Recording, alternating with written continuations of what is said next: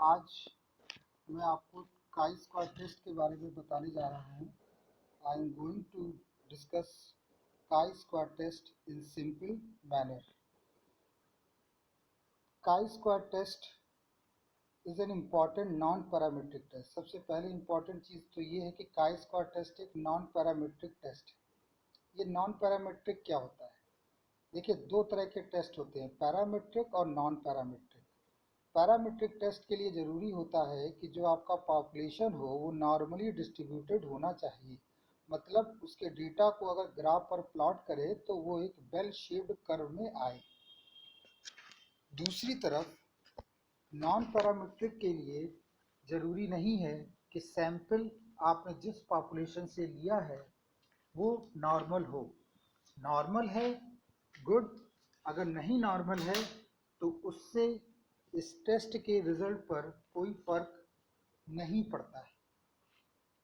दूसरी बात कि नॉन पैरामीट्रिक जो पैरामीट्रिक टेस्ट होता है उसमें हमें पैरामीटर्स के बारे में जानकारी होनी चाहिए। Parameters means standard deviation, mean, etcetera. दूसरी तरफ नॉन पैरामीट्रिक टेस्ट में इस तरह की किसी भी इंफॉर्मेशन की ज़रूरत नहीं होती है। मतलब ना तो हमें पॉपुलेशन के स्टैंडर्ड डेविएशन की ज़रूरत है, ना ही हमें पॉपुलेशन के मीन की ज़रूरत है। हमें यहाँ पर किसी भी प्रकार की पैरामीटर्स को कैलकुलेट करने की ज़रूरत नहीं होती है। तो this test does not require any specific distribution and their population parametric, जो मैंने अभी आपको बताया। ये रिस्पेक्टेड कार्ल पियर्सन ने डेवलप किया 1900 में। इसमें दो बातें मुख्य होती हैं। पहली बात, इट इन्वॉल्व्स ऑब्जर्व्ड और एक्चुअल ऑब्जर्वेशन। ऑब्जर्व्ड और एक्चुअल ऑब्जर्वेशन का मतलब होता है आपने जैसे कोई पासा फेंका 10 बार और हर बार आपने देखा कौन सा नंबर आया। आपने पासा पहली बार फेंका 6 नंबर आया, आपने नोट कर लिया। दूसरी बार फेंका पासा 5 नंबर आया, आपने नोट कर लिया। तीसरी बार पासा फेंका 2 का नंबर आया, आपने नोट कर लिया। तो ये जो आप नोटिंग करते जा रहे हैं इसे ही बोलते हैं एक्चुअल और ऑब्जर्वेशन। तो ये दोनों एक ही चीज़ है। एंड कैलकुलेट एक्सपेक्टेड और थ्योरेटिकल फ्रीक्वेंसी। तो हम इसकी मदद से जो ऑब्जर्व करते हैं उसकी मदद से थियोरेटिकल और एक्सपेक्टेड फ्रीक्वेंसी कैलकुलेट करते हैं। My dear students, chi square test basically work on frequencies. आगे देखिए, chi is the sum of, इस लाइन में हमने डेफिनेशन को डिस्कस किया हुआ है। Chi is the sum of ratio of squared difference between observed FO and expected frequency FE to expected frequency। अभी आपको समझ में नहीं आ रहा होगा, लेकिन एक्चुअली ये फार्मूला ही लिखा है। अभी हम इस फार्मूले को जैसे ही नीचे लिखेंगे आपको क्लियर हो जाएगा। काई स्क्वायर जो होता है, काई स्क्वायर की वैल्यू को कैलकुलेट किया जाता है और उसकी वैल्यू को कैलकुलेट करने के लिए हम एक्सपेक्टेड फ्रीक्वेंसी निकालते हैं और ऑब्जर्व्ड फ्रीक्वेंसी क्वेश्चन में दी होती है। तो ऑब्जर्व्ड और एक्सपेक्टेड फ्रीक्वेंसी का डिफरेंस लेके एक्सपेक्टेड फ्रीक्वेंसी को उससे डिवाइड कर देते हैं। जो डिफरेंस आता है उसको एक्सपेक्टेड फ्रीक्वेंसी से डिवाइड कर देते हैं और फिर जो जितने भी रिजल्ट आते हैं उनको सम कर लेते हैं। जो सम आता है वही काई स्क्वायर कहलाता है। अभी इसे फार्मूले से हम समझ लें।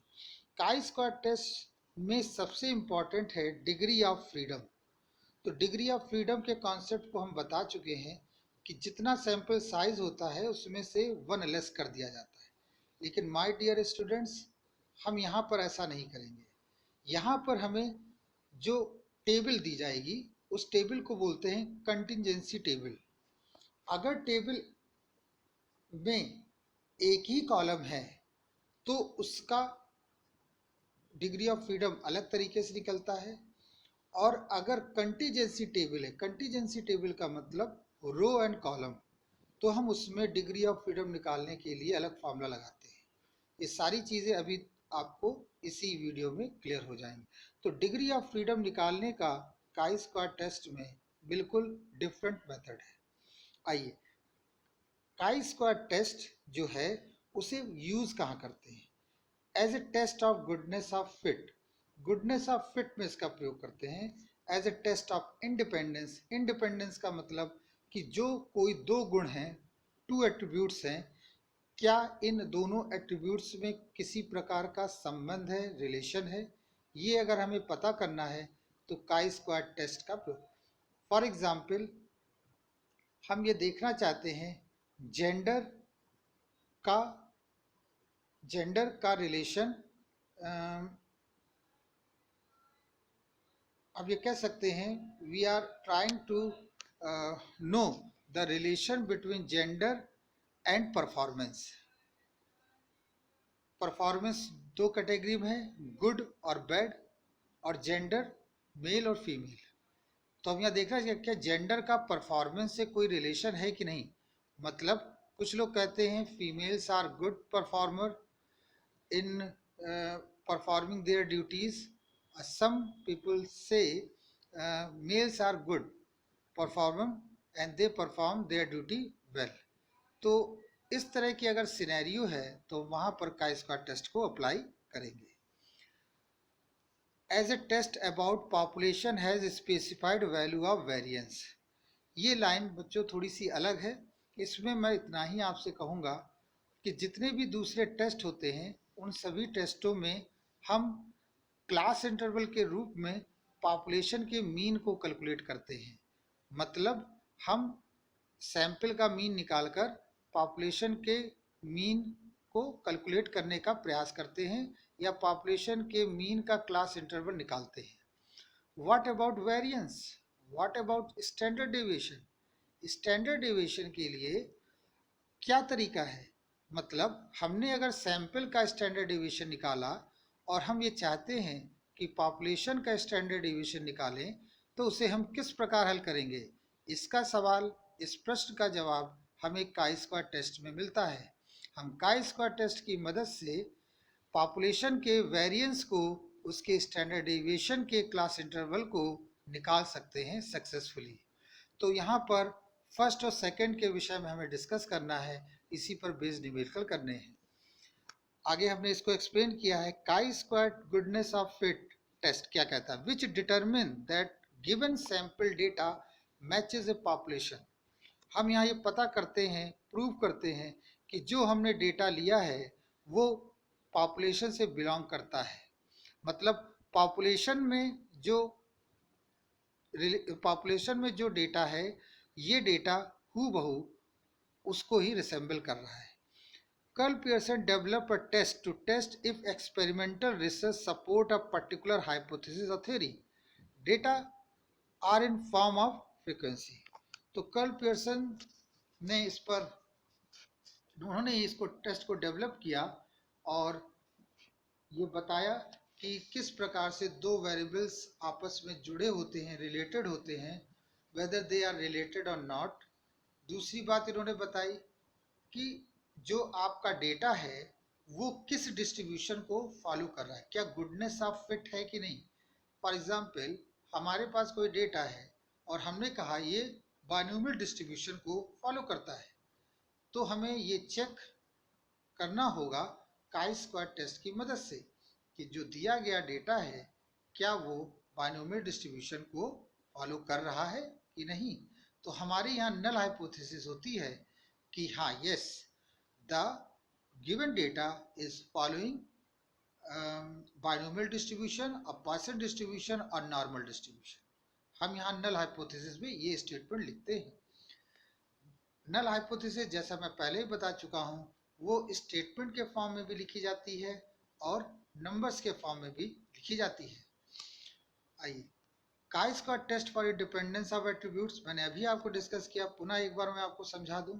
It compares two variable in contingency table. Contingency table का मतलब होता है जिसमें रो और कॉलम होते हैं, to see whether they are related और नॉट। हम इसमें ये चेक करना चाहते हैं कि ये आपस में संबंधित हैं कि नहीं है। Attributes refer to certain characteristics such as honesty, beauty, kindness. और गुण के रूप में हम ये चेक करते हैं कि honesty, beauty, kindness. For example, हम ये चेक करना चाहते हैं कि जेंडर का काइंडनेस के साथ कोई संबंध है कि नहीं। मतलब काइंडनेस की दो कैटेगरी, वेरी काइंडनेस, लेस, तीन category, very kindness, less kindness, no kindness. और दूसरे रो में हम लिखेंगे मेल और फीमेल। तो इस तरह के ऑब्जर्वेशन को हम काई स्क्वायर टेस्ट की मदद से सॉल्व। अब ये बच्चों आपको कम समझ में आ रहा होगा, लेकिन अभी जब हम न्यूमेरिकल इसके करेंगे तो आपको ये पूर्णतया क्लियर हो जाएगा। इसमें देखिए हमने नोट भी लिखा हुआ, a very small chi square test statistic mean. अगर काई स्क्वायर टेस्ट की वैल्यू बहुत कम आती है तो इसका मतलब हुआ कि जो ऑब्जर्व डेटा है fit to your expected data extremely well. सारी बात मैंने आपको पहले ही बता रखी है। जितनी भी स्टैटिस्टिक्स की बुक है उनके पीछे जो टेबल दी होती है, कोई भी आप टेबल उठा के देखें, चाहे वो एफ डिस्ट्रीब्यूशन की हो, चाहे वो टी डिस्ट्रीब्यूशन की हो, नॉर्मल डिस्ट्रीब्यूशन की हो, काई स्क्वायर डिस्ट्रीब्यूशन की हो, कोई भी डिस्ट्रीब्यूशन की टेबल हो, उसमें जो नंबर्स लिखे हैं they are maximal permissible difference. I repeat my word, maximum permissible difference. मतलब इतना अंतर हम टॉलरेट कर सकते हैं। इससे ज़्यादा अंतर होगा तो हम उसे रिजेक्ट कर देंगे। आई होप आपको ये समझ में आ रहा होगा। तो काई स्क्वायर टेस्ट का मान जितना कम होगा, इसका मतलब हमारा जो ऑब्जर्व डेटा है और जो एक्सपेक्टेड डेटा है वो काफ़ी क्लोज है, काफ़ी बराबर है। और जो भी थोड़ा बहुत अंतर दिख रहा है वो सिर्फ और सिर्फ सैंपल की वजह से है, कोई इसका स्पेसिफिक कारण नहीं है। In other word, there is a relationship. A very large chi-square test statistic means that the data does not fit very well. In other words, there is not relationship. अगर chi square test की value ज़्यादा हो जाएगी तो फिर हमारी null hypothesis reject हो जाएगी। आइए यहाँ पे जो फार्मूला यूज होता है उसे हम देख लें। तो ये देखिए काई स्क्वायर लिखा है, ये सिग्मा का साइन है, ओ माइनस ई लिखा है और अपॉन में ई लिखा है। ओ का मतलब होता है ऑब्जर्व फ्रीक्वेंसी, ई का मतलब होता है एक्सपेक्टेड फ्रीक्वेंसी, और इसकी मदद से हम काई स्क्वायर की वैल्यू निकालते हैं। ये साइड में मैंने डिग्री ऑफ फ्रीडम लिखा हुआ है, C -1 R -1। C means column और R का मीन्स रो होता है, where O is observed and E is expected value. Low value of chi-square means there is a high, अगर हम रिलेशन के टर्म में बात करें तो अगर लो वैल्यू आती है तो हम ये कहेंगे there is high correlation between two set of the data. In theory, if you observed an expected value were equal means there is no difference, then chi-square would be 0. अगर बच्चों ये चीज़ नहीं समझ में आ रही है तो भी कोई समस्या नहीं आएगी। आप सिर्फ इतना याद रखिए कि अगर काई स्क्वायर की वैल्यू, कैलकुलेटेड वैल्यू जो हम सॉल्व करते हैं, वो वैल्यू अगर टेबल वैल्यू से कम है तो हमारी नल हाइपोथेसिस एक्सेप्ट हो जाएगी। अगर कैलकुलेटेड वैल्यू टेबल वैल्यू से ज़्यादा है तो नल हाइपोथेसिस रिजेक्ट हो जाएगी। बस इस बात को आपको ध्यान करना है। और जब भी नल हाइपोथेसिस रिजेक्ट होती है तो हम एक चीज़ ज़रूर बोलते हैं, हम ये कहते हैं there is a significant difference, there is a significant relation. Now you could take your calculated chi-square value and compare it to critical value. Critical value means वो जो टेबल वैल्यू में दिया होता है उसको ही हम क्रिटिकल वैल्यू का नाम देते हैं। और ये वही बात लिखी जो मैंने अभी आपको समझाई है। The decision rule, decision rule में ये लिखा हुआ है, if calculated value is chi square greater than table value of chi square, attributes are not independent but they are associated हैं और नल हाइपोथेसिस रिजेक्ट हो जाएगी। मैंने आपको बता दिया, if calculated value chi square less और equal to table value, less और इक्वल टू टेबल वैल्यू, तो हम तुरंत ये कह देंगे कि ये दोनों जो एट्रीब्यूट हैं ये इंडिपेंडेंट हैं, completely independent. The further theory will be explained along with numerical. देखिए कुछ और भी थ्योरी के पॉइंट्स हैं जो न्यूमेरिकल के साथ ही डिस्कस किए जा सकते हैं। इनके साथ जो न्यूमेरिकल्स हैं वो आपको मिल जाएंगे। ये न्यूमेरिकल्स आप नोट कर लें, मैं इसकी सॉफ्ट कॉपी भी प्रोवाइड कराने का प्रयास करूंगा। ये न्यूमेरिकल्स शुरुआत में गुडनेस ऑफ फिट को लेके हैं, फिर कुछ न्यूमेरिकल्स एट्रीब्यूट्स को लेकर मैंने टाइप किए हैं। मैं अपने नेक्स्ट वीडियो में इन न्यूमेरिकल्स को डिस्कस करूंगा। I hope you like it. Thank you very much.